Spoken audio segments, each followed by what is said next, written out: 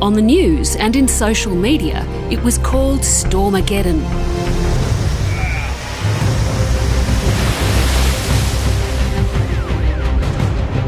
A ferocious weather event that tore down Australia's east coast in the first week of winter. In just a few days, it wreaked havoc from Queensland to Tasmania. Waterfront foundations were swept away. Extreme flooding caused deaths, widespread road closures and evacuations. As the clouds cleared, the debate began on whether Stormaggedon was truly a weather system out of the ordinary or part of a new trend. Certainly in the last 50 years, we haven't really seen any trends. That's the sort of thing we're going to see in the future. The subtle shift makes the storms more intense. How are storms changing across Australia?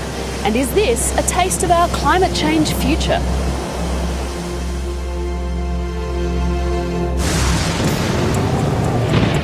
There's nothing unusual about an East Coast low, the type of storm system that usually batters eastern Australia between late autumn and winter.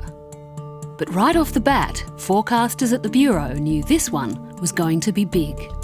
So the system started on the 3rd of June, quite typically, just off the coast of southeast Queensland, but after that it started to become unusual. So it interacted with quite a deep trough extending from New Caledonia up in the northeast, right through the Tasman into southern New South Wales. In terms of the spatial footprint of this system, it was very unusual.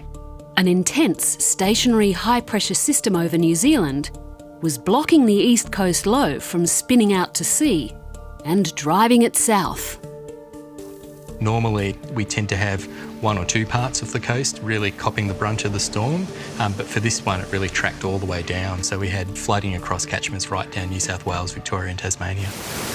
By Sunday, Tasmania was underwater.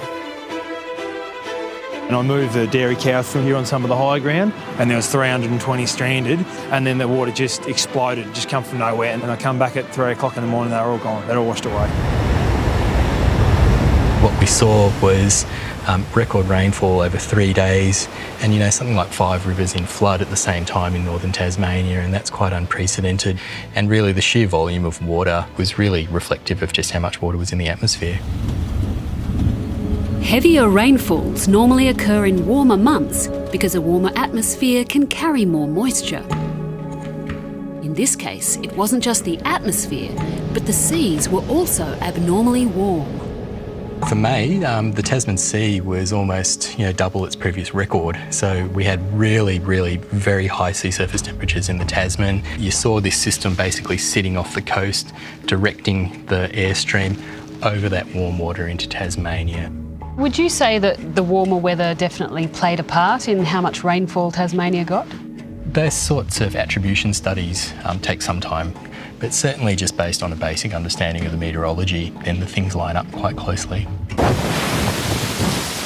So this was definitely an unusual storm in its size, with warmer than normal weather conditions likely contributing to the extraordinary rainfall.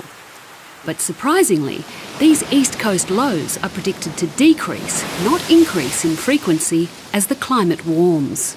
And that's largely because the atmosphere becomes a bit more stable under climate change. So both the tropical cyclones and East Coast lows, there's an overall likely reduction in number, but the proportion of these heavier storms tends to increase, and that's because when the meteorology is right, we've just got that much more energy for the storm from the sea surface temperatures underneath.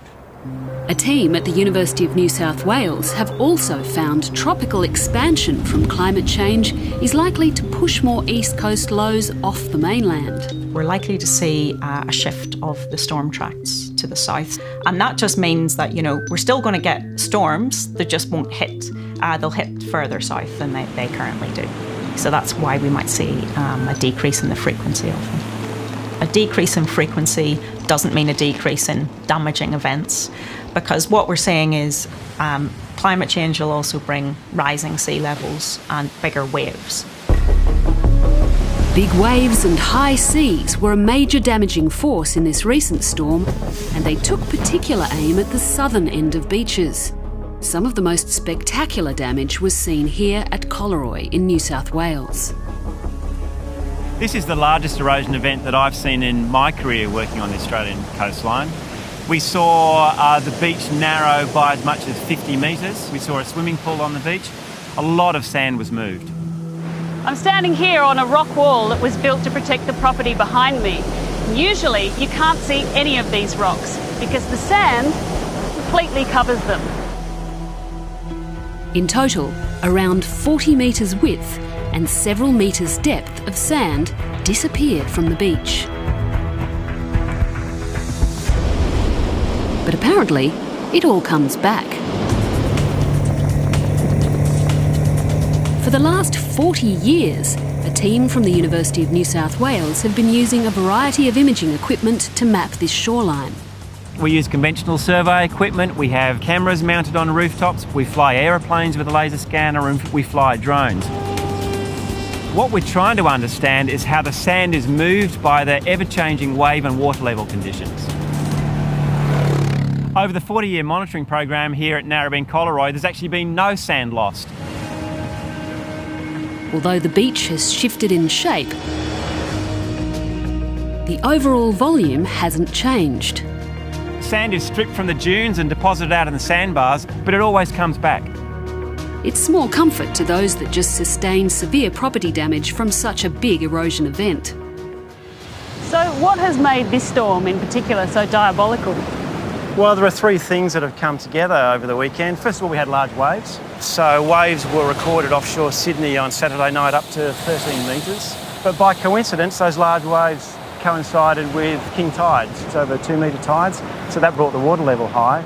And then the third thing, which is perhaps most unusual, is the storm direction. The storm came from the east-northeast, and that's relatively unusual for our stretch of coastline, and it exposed areas like this that generally a bit more protected, exposed them to that wave energy. So why is it coming from that direction? Oh, look, it's just how the East Coast low storm developed. It's a natural process, it does happen. That one happened to come from the northeast.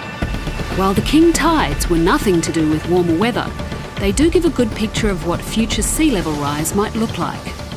And the other two factors of this mighty storm surge, big waves and a northeast swell, might be a shift we can expect more often.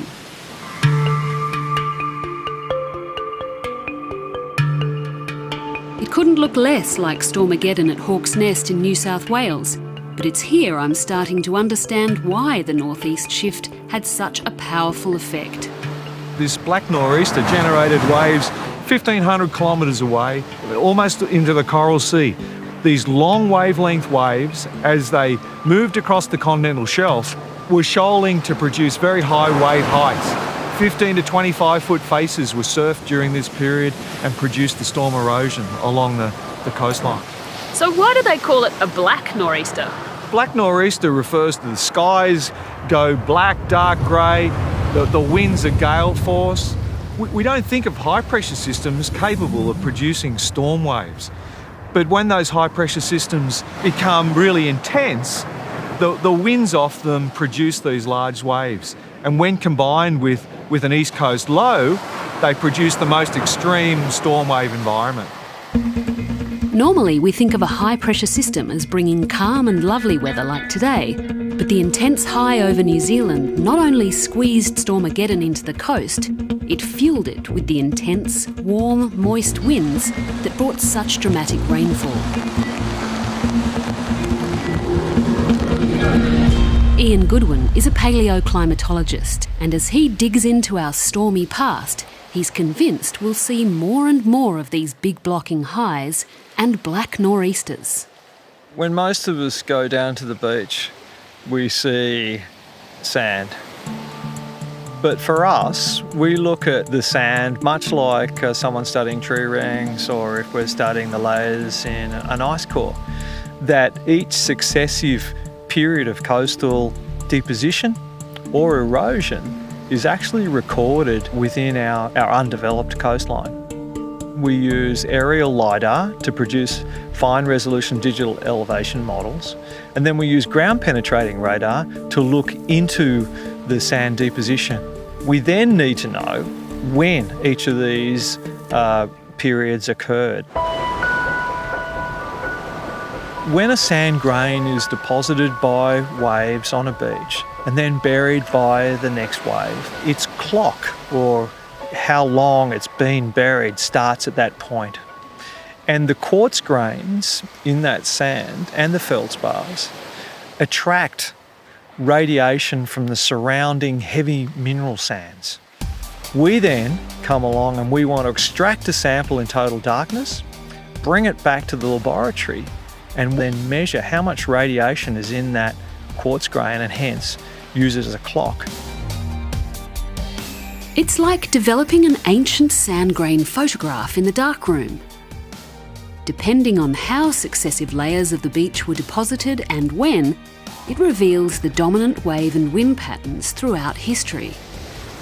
One of the things I got excited about when I saw that storm developing was that was the type of system that we had reconstructed as being much more frequent during the period from about 1650 AD to 1800 AD. During each stormy period when the black nor'easter was more frequent, it was also a period of tropical expansion. And that's what's happening in today's climate. It's quite a straightforward understanding that as the tropics expand, the subtropical air masses are influencing more of the East Australian coastline, and that combined with low pressure systems coming out of the Southern Ocean produces more of these storms that approach our coastline from the east through to the northeast. If Ian's predictions are right, the explosive wave, wind and rain combination of Stormaggedon will become a more regular feature of our climate change future. It may leave the southern ends of beaches particularly vulnerable to property damage. While storm surge affects those close to the beaches, it's flooding from torrential rains that can grind whole cities to a halt.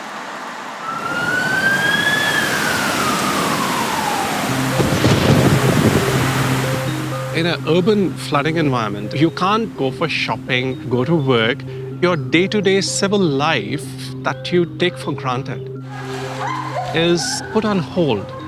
And this has a massive disruption on the way society functions.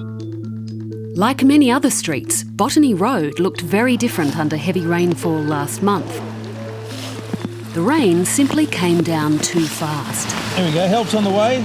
The reason any urban area floods, it's not because of the amount of rain that comes down by itself, but it's the rate of the rainfall. If the rate is really high, the urban area, the stormwater infrastructure that is in place cannot cope because the water has no other place to run off to. At the University of New South Wales, Professor Sharma and Conrad Wasco have been looking at how rainfall patterns have changed over more than 40 years. We looked at a collection of storms, something close to 40,000 storms across Australia, all climate zones in Australia.